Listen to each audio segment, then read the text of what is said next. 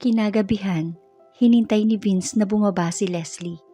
Sinabi ni Leslie na kailangan niya ang ilang oras upang maghanda para sa party at pinilit siyang lumabas nito. Kaya noong oras na ng party ay isinuot ni Vince ang kanyang swimwear at lumabas sa pool area kung saan nakaayos ang party. Nasasabik na siyang makita si Leslie. The anticipation was killing him. Thinking of how killer she might look with her perfect blessed asset. Walang kahit na sinong babae doon ang umagaw sa kanyang atensyon. Espesyal ang angel niya. Vince had his fair share of fun with those girls in the past. Marahil ay gagawin pa rin niya iyon kung hindi niya nakilala si Leslie. Si Leslie ang mahalaga sa kanya ngayon. Bagamat hindi makatotohanan, ito ay tunay na totoo. And then, his eyes found her. She arrived. Ang Diyos lang ang nakakaalam kung gaano kabilis ang tibok ng puso ni Vince. How come she looked so tempting? It should be illegal. Napabuntong hininga si Vince at nanatiling nakatitig kay Leslie. How come one could own a body like that? Taglay ni Leslie ang gandang kaakit-akit na kahit sino ay pwedeng maakit. Naging mahirap para kay Vince na itago ang kanyang mga kamay sa kanyang sarili. That bikini should not be on her body. Wala itong itinago para sa imahinasyon.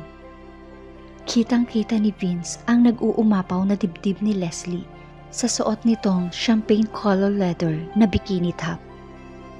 Oh God, how much he craved to bite on. Hindi lang pisikal ang pagmamahal niya para kay Leslie.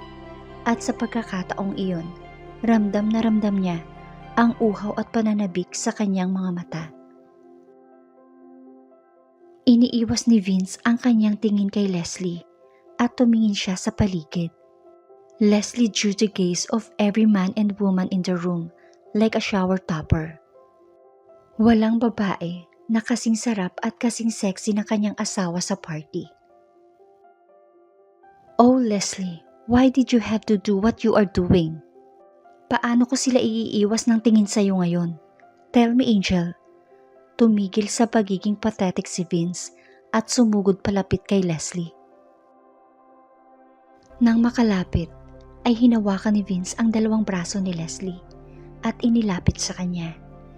Naputol ang paghinga ni Leslie at bumakas ang kaba sa malaanghel nitong mukha. Saglit silang nagkatitigan. Maingat na hinawakan ni Vince ang leeg ni Leslie at dahan-dahang ginawaran ng isang matamis na halik ang gilid ng labi nito. Wala pa rin siyang lakas ng loob na halikan ang mismong labi ng kanyang asawa. I need a drink. Please excuse me. Hindi na si Leslie naghintay ng isa pang segundo at lumakad siya palayo. Iniwan niya si Vince na nakatayo doon like a pathetic loser. Hindi nagtagal at sumunod si Vince sa bar kung saan abala si Leslie sa pag-order ng kanyang inumin. He walked closer to her and stood beside her warm, seductive body. Where is your cover-up? Hindi mo ba isusuot yan? Mariing tanong ni Vince. Kinuha niya ang kanyang inumin mula sa bartender nang hindi tumitingin kay Vince. Pagkatapos ay itinuro niya ang nakahangol niyang robe sa hindi kalayuan at nagkibit balikat. Please, wear it. Seryoso, ngunit may bahid ng pakiusap si Vince. Tandaan mo ang hiling ko sa'yo na dapat mong tuparin. Madramang sabi niya kay Vince.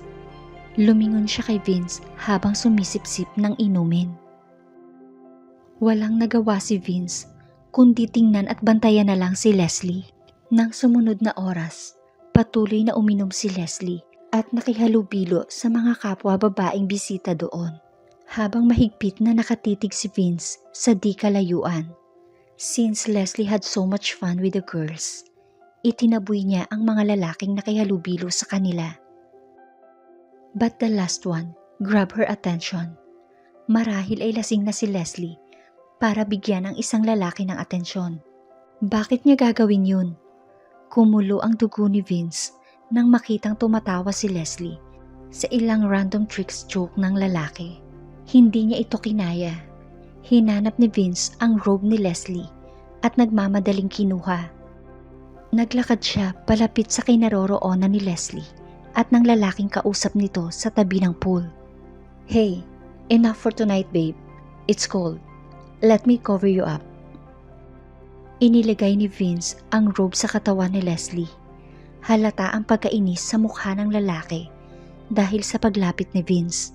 Ngunit wala itong nagawa dahil alam ng lahat na girlfriend niya si Leslie. Dahan-dahang inilalaya ni Vince sa pagtayo si Leslie. "Angel, please, come inside. Baka magkasakit ka na naman. Tsaka lasing ka na. Kaya halika na, pumasok na tayo sa loob." Muling sabi ni Vince. Hindi na nagawang makipagtalo pa ni Leslie pagkatapos noon. Siguro dahil nakita niya ang mga mata ni Vince na tila nagmamakaawa. Whatever it was, Vince was glad na pumayag siyang sumama sa loob. Forgetting the man who was still sitting beside the pool.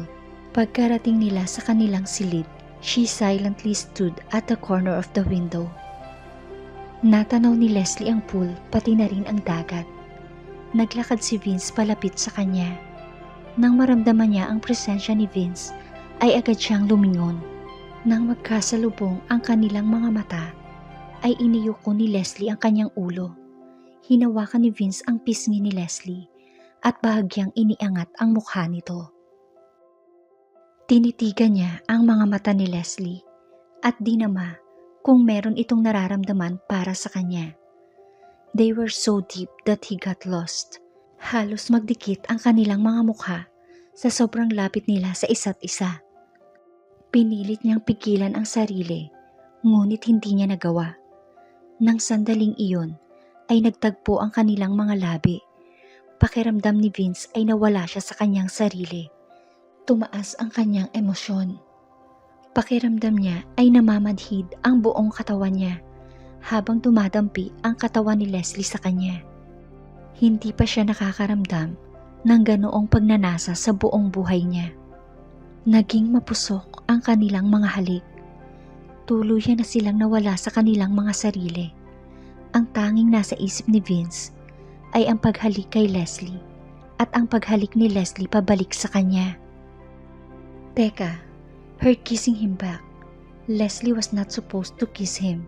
Biglang naisip ni Vince na lasing ito at ayaw niyang abusuhin ang kalasingan nito. Hindi ito pwedeng mangyari.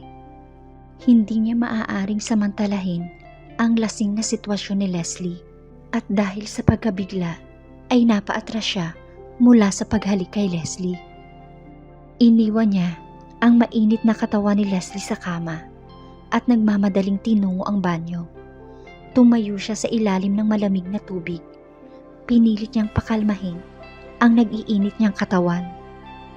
Ilang sandali pa at lumabas na siya ng banyo. Nadatnan niyang nakahiga pa rin sa kama si Leslie at mahimbing na natutulog. Nahiga siya sa tabi ni Leslie at pinagmasdan niya ang mukha nito. Naisip niya kung paano ito nakabawi sa kanya. Patuloy na nag-rewind sa isip niya ang mapusok at mainit nilang halikan ni Leslie hanggang sa makatulog siya. Kinaumagahan, nagising si Leslie na masakit ang ulo. Naramdaman din niya ang matigas na bagay na nakapulupot sa kanyang bewang. Saglit siyang nag-isip at naalala ang nangyari kagabi.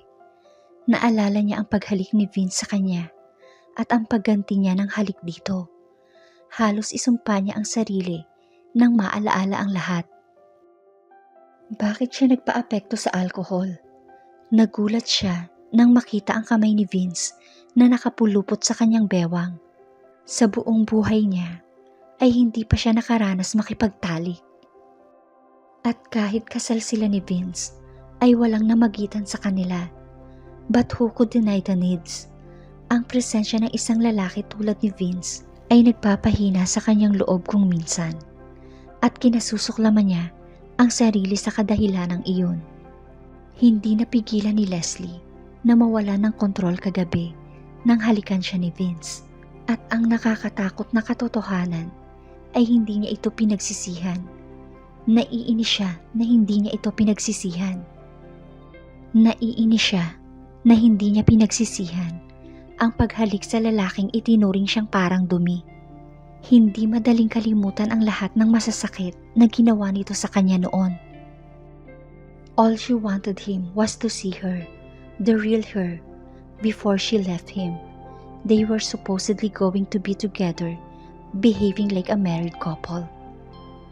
Kahit dito sa Cebu, they came as a couple in love, kaya inaasahan na niya na mangyayari ang ilang halik mula kay Vince. But for sure, Vince didn't take her seriously, kaya hindi siya dapat mag-overthink sa mga halik na nangyari sa kanila. Sa ngayon, mas mabuting baliwalain niya na lang ang nangyari. Makalipas ang ilang oras, ay nakisalamuha sila ni Vince sa ibang mga bisita. At nakita nila na naroroon na rin si Rodney. Habang nag-uusap sina Vince at Rodney, ay biglang pumasok sa isip ni Leslie ang ilang katanungan kung paanong ang isang mabuti at disenteng tulad ni Rodney ay hindi kailanman nagkaroon ng issue kay Vince. Pagkatapos mag-almusal, ay kumuha ang lahat ng kanilang inumin at nagsanbat. Hinanap ng mga mata ni Leslie si Vince, ngunit hindi niya ito makita. Strange, for some reason, hindi ito umaalis sa tabi niya simula nang dumating sila ng Cebu. Habang hinahanap niya si Vince, ay lumapit sa kanya si Rodney. "Hi Miss Beautiful, miss me?" Nakangiting sabi ni Rodney sabay kindat. "Ang iyong kaibigang masungit at bastos ay sapat na upang sakupin ang aking isipan," sagot niya habang umiikot ang mga mata. "Oh, talaga lang ha?" muling sagot ni Rodney. "You are better than Vince, and to be honest, I did miss you," she said, pouting her lips adorably to show him fake anger. "Ang cute naman, pero may sasabihin ako sa'yo. Ang kaibigan ko ay isang mabuting tao din. Magtiwala ka sa akin. Kung hindi, bakit ko naman siya magiging kaibigan? You just have to try a little, to keep your eyes and senses open to see that less." "Stop taking his side, Rodney. Alam mo kung ano ang ginawa niya sa akin. Alam mo naman ang tungkol sa amin, di ba?" She asked, feeling helpless when he also took the devil's side. Okay, I'm sorry. Enough about him. Tell me about you. Nag-e-enjoy ka ba dito? Nag-aalalang tanong ni Rodney. Napangiti naman ng totoo si Leslie at, "Oo, ang sarap kasama ng mga kaibigan niyo. Nag-enjoy ako kasama sila." Habang nag-uusap sila ni Rodney, ay hindi nila namalayan na nakalapit na pala sa kanila si Vince. "Vince?" sabi ni Rodney nang mapansin na nakatayo si Vince mula sa likuran ni Leslie. Agad namang lumingon si Leslie sa kanyang likuran. Napansin niyang nakatingin ito sa kanya. Hindi kayang tingnan ni Leslie nang matagal si Vince dahil sa nangyari sa kanila kagabi. "Can I take my wife for a moment, bro?" tanong ni Vince kay Rodney. "What? His what? Did you just say that?"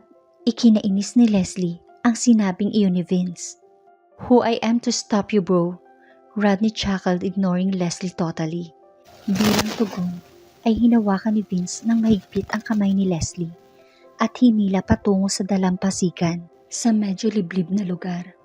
Nang makarating sila sa gustong lugar ni Vince, ay lumingon ito para tingnan siya.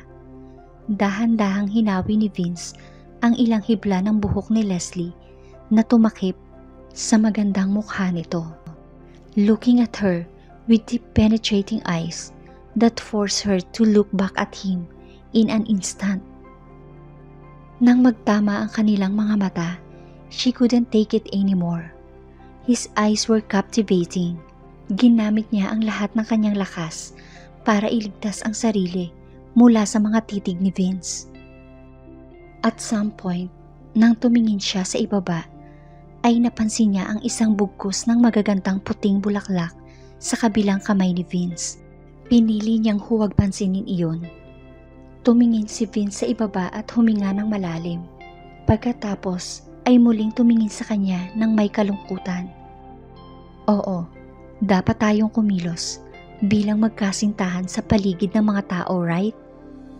Pagkatapos sabihin iyon, ay dahan-dahang itinaas ni Vince ang kanyang mga kamay para ilagay ang mga bulaklak sa kanyang buhok. Bago ilagay, ay humingi ito ng pahintulot sa kanya gamit ang mga mata. Wala siyang pakialam sa mga ito ng sandaling iyon. Napakagulo ng kanyang pag-iisip para abalahin ang sarili, kaya nanatili na lamang siyang tahimik. Vince took her silence as her consent. His hands remained busy with the flowers. The way he was behaving was melting her anger somehow. Ang galit niya kay Vince ay natutunaw. Hindi niya iyon nagustuhan. Dahil ang tanging taong masasaktan dito ay walang iba kundi siya. Vince was a player. He wouldn't get hurt, lalo na sa babaeng katulad niya. Kinagat ni Leslie ang pang-ibabang labi para pigilan ang kanyang nagbabantang luha. Buong pagmamahal siyang tinitigan ni Vince at pagkatapos ay dahan-dahang hinaplos ang kanyang mga labi. Kasunod noon ay ang kanyang pisngi. I'm sorry kung mali ang nakita mo. Hindi ko sinasadyang saktan ka. Not anymore. Never again. Halos mabasag ang boses ni Vince nang sabihin niya ang mga katagang iyon. Naguguluhan si Leslie sa kanyang mga narinig. Humihingi lang ba ito ng tawad sa kanya? Tinitigan siya ni Vince ng masinsinan at buong pagmamahal na hinaplos ang kanyang buhok. As if she would break, as if mawawala siya. Naghanap ako ng perpektong bulaklak para sa'yo. But the flowers gave me a hard time. You are beautiful. At wala akong mahanap na bulaklak na kasing ganda mo. Pabulong na sabi ni Vince sa paos at basag na boses. Hindi nakatiis si Leslie at inilayo ang sarili sa yakap nito.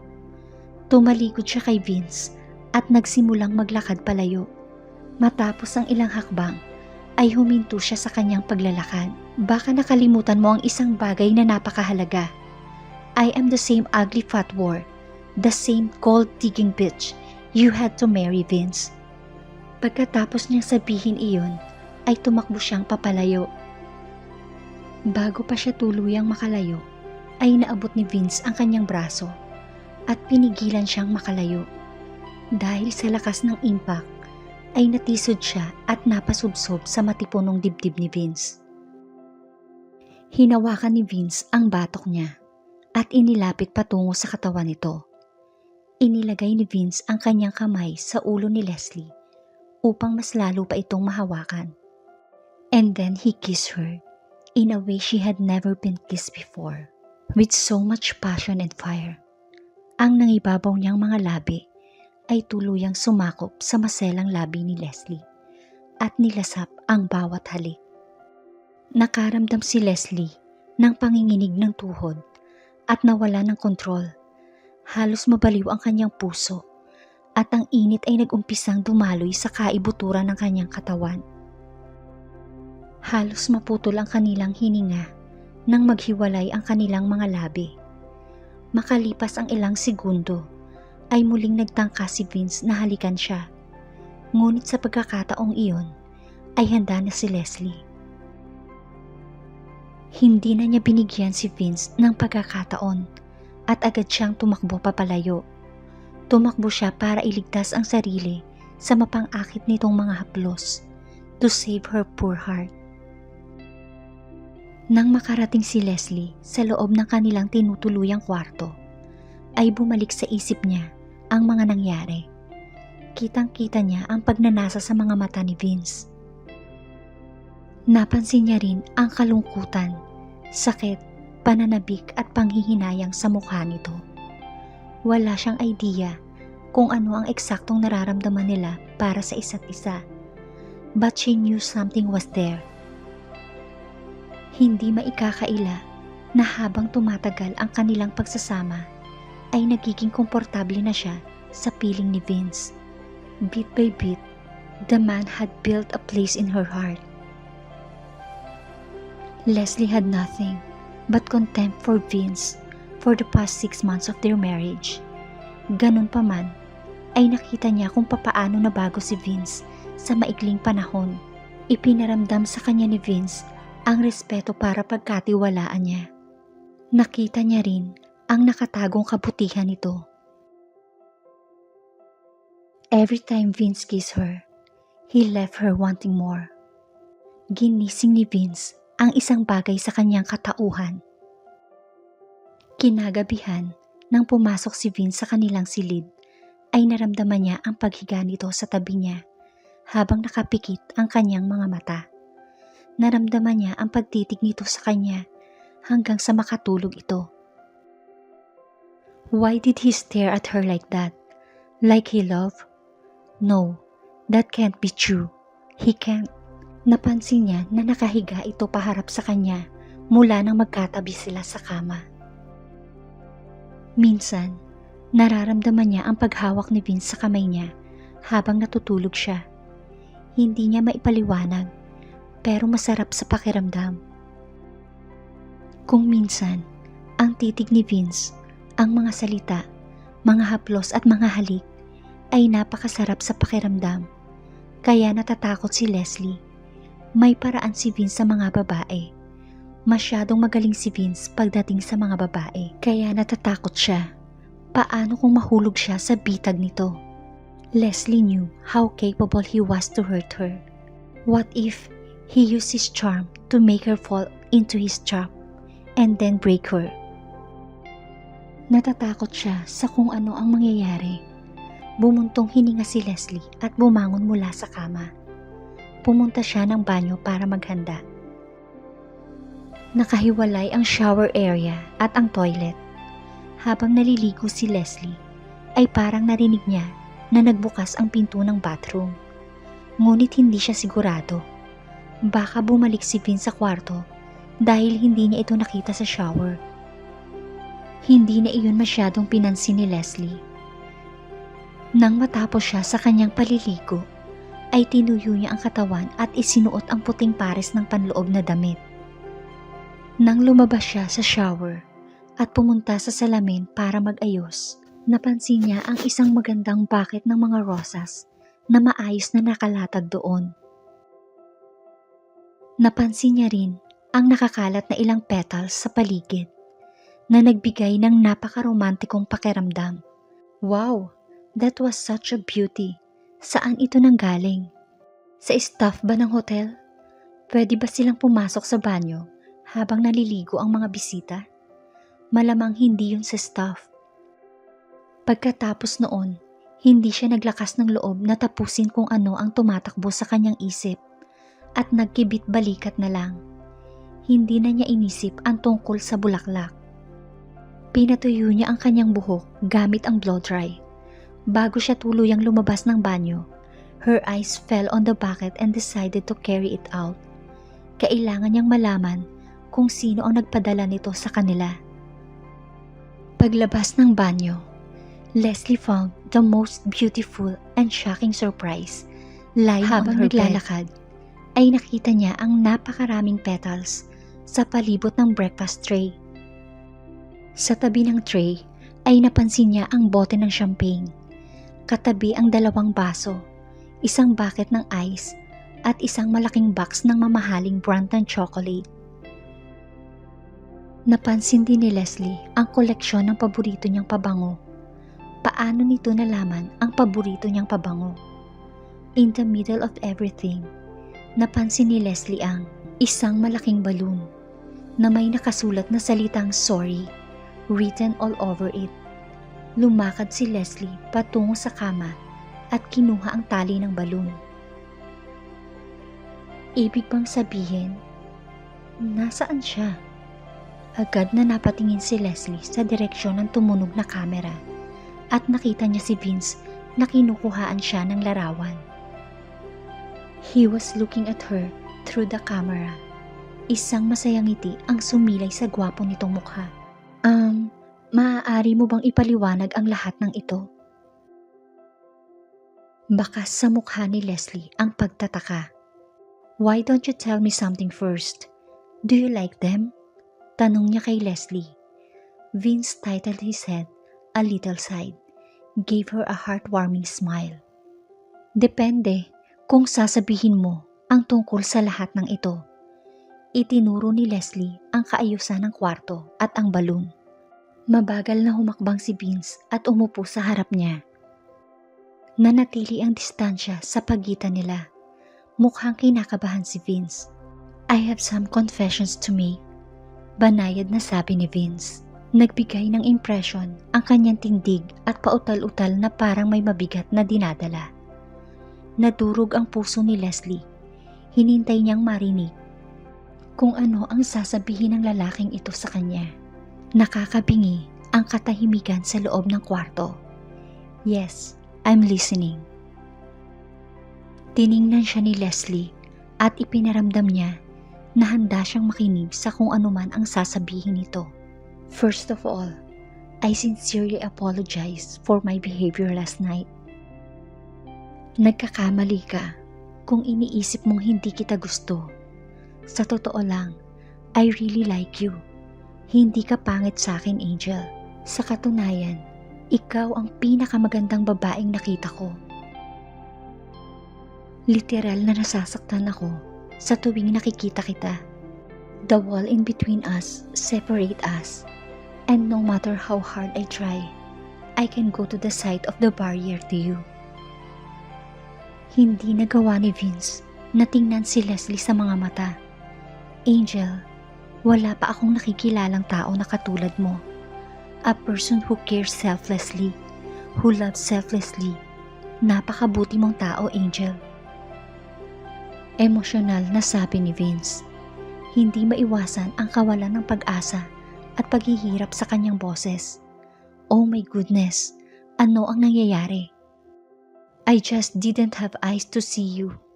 Ang galit ko ang nagpiring sa akin. Simula nang ikasal ako sa iyo, nang labag sa kalooban ko. Sa totoo lang, hindi talaga kita tinitingnan. Hindi ko napansin ang iyong mukha.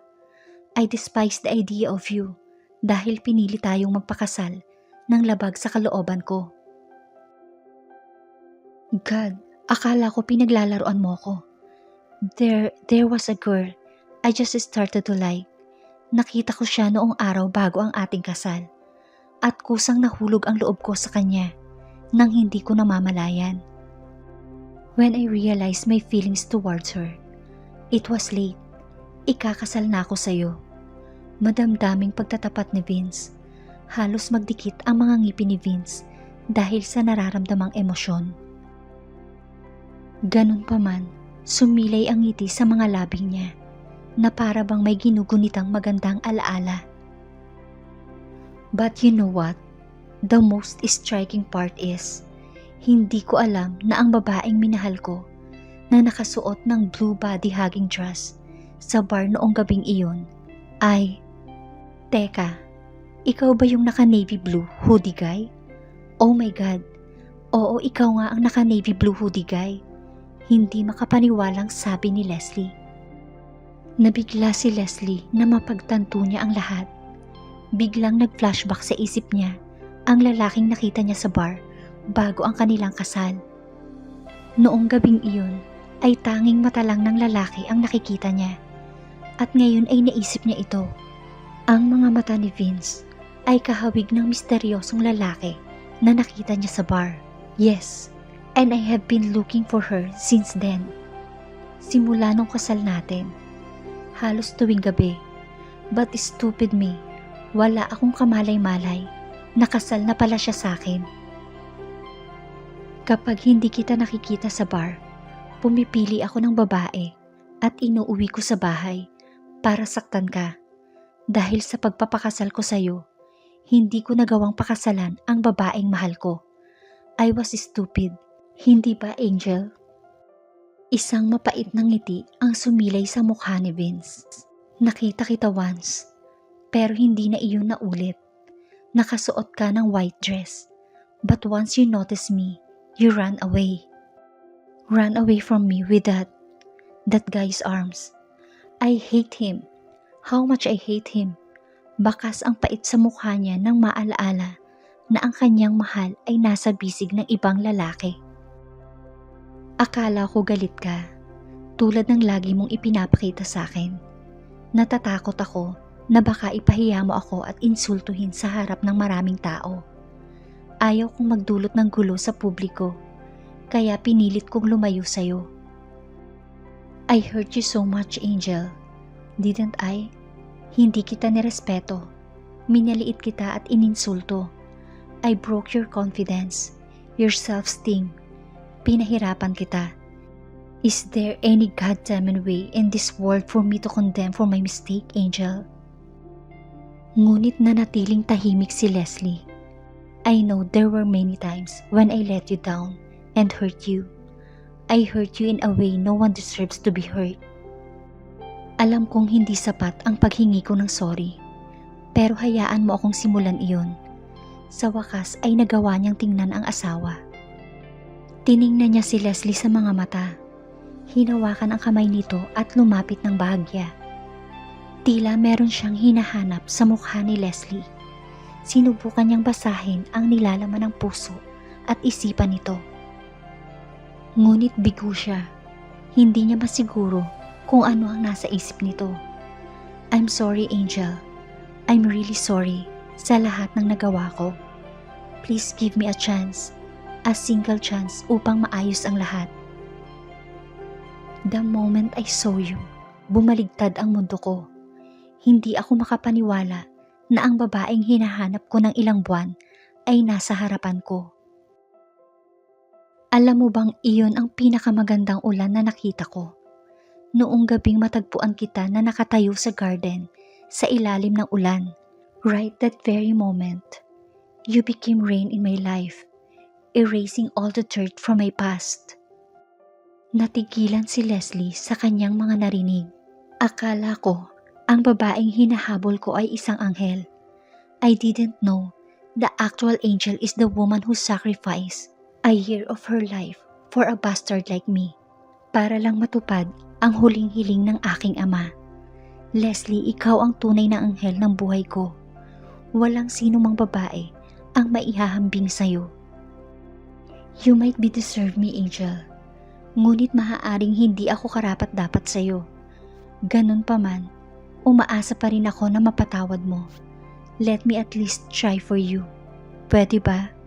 Pakiusap ni Vince. Ngunit tila wala si Leslie sa sarili nang tumango siya kay Vince. Yes, she nodded. Opisyal niyang ibinigyan ng pagkakataon ang kalokohang ito ng kanyang asawa. Hindi maipaliwanag na saya ang sumilay sa mukha ni Vince at pumatak ang luha sa kanyang mga mata.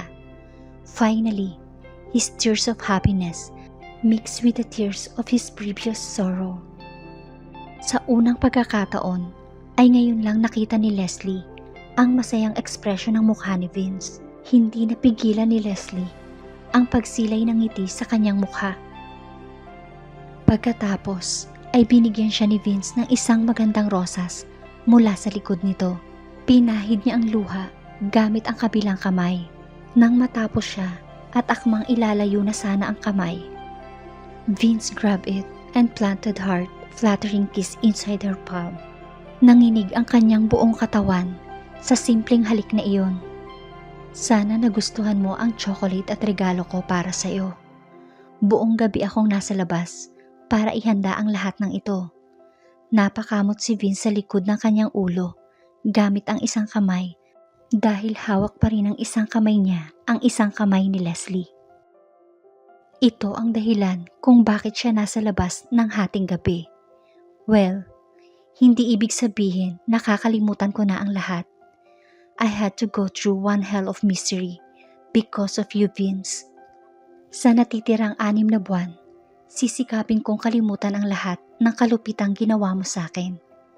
Ikaw ang pinakamalupit na tao na nakilala ko. Hindi ganun kadaling kalimutan ang ginawa mo. Susubukan kong burahin ang mga alaalang iyon sa abot ng aking makakaya.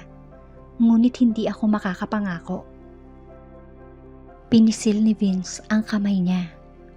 You don't need to erase anything. I'll do that for you, Angel. Ako ang gumawa ng masamang alaala sa'yo. At ngayon ay papalitan ko iyon ng masayang alaala. Wala kang kailangang ipangako dahil ako ang mangangako sa'yo na mamahalin kita hanggang sa puntong wala ka nang maalala maliban sa masasayang alaala. I promise you, Angel, madamdaming sabi ni Vince. Your Angel? Noong gabi na umuwi kang lasing at tinulungan kitang buhatin ang iyong sarili sa iyong babaeng minamahal mo. You kissed me that night, thinking it was her. I mean ako. Kumurap ng ilang beses si Vince. Nanlaki ang mga mata niya. Naisip niya ang mga nangyari noong gabing iyon. Alam kong hindi ako nananaginip. It was you. It was the first time I kissed you. Yes, I was calling you Angel. Sino pa ang maaaring maging anghel ko maliban sa'yo?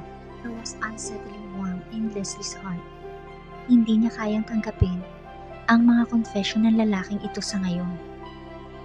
Kaya nagpasya siya na baguhin ang paksa para gumaan ang namumuong emosyon sa kanyang puso. By the way, paano mo nalaman na paborito ko ang pabangong ito? Tanong ni Leslie habang hawak ang regalo mula kay Vince. Well, I observe. Simpleng sagot ni Vince at pagkatapos ay nauwi sila sa medyo awkward na almusal. Pagkatapos mag-almusal ay may tumawag kay Vince. Kailangan ng groom ang kanyang mga kaibigan ng gabing iyon. Pagkaalis ni Vince, nanatiling nakatitig si Leslie sa mga bulaklak na ibinigay sa kanya ni Vince at inalala ang mga panahong kasama niya ito, ang mga pag-amin nito.